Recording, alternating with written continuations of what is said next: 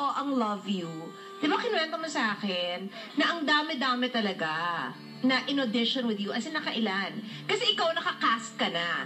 So, yung role ni Marco ang wala pa. So, bali, parang ang dami po talaga nag-audition, Tita Chris, basta madami, nakailang araw. Tapos, edi nagbabatuan po kami ng linya. Sabi nila, pag kinilig ka, sabihin mo sa amin. Hindi po ako kinikilig dun po sa mga dumating. Nung one time, nagmi-meeting lang po sila Direk Bobot, tapos bigla siyang pumasok. Tapos, paglingon ko, sabi nila, uy, nag-blush ka, siya na yun. Okay, edi siya na po. Si Marco na. Tinanong ko siya you like him? Tapos sinabi niya sa akin, and nagagapuhan po talaga ako sa kanya.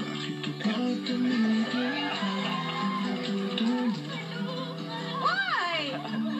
Basag ka. Wala naman masama na nagagapuhan ka sa kanya. Oo naman po. Bakit ka nagagapuhan sa kanya? Bakit?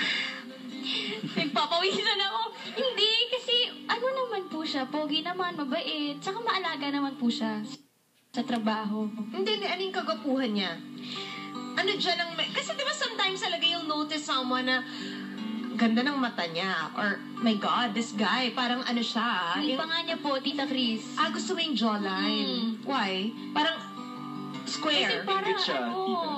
Ano? Ingit si Miles. No, gusto niya yung square jaw mo. Ginagaya niya yung jaw. Parang ang lakas makapogi nung mga jawline. Good naman. Yung ano, and so far, she's, kasi na-observe ko sila, he's very respectful. Si Marco. At least, yung ano, di ba? Hindi kasi ano yun unsupervised minsan yun kasi wala namang nakabantay sa'yo. So, parang kailangan talaga yung mapagkakatiwalaan. So, importante ba yung yun nga, yung nagwagapuhan ka or napipritihan ka? Obviously, Kit, you found her pretty.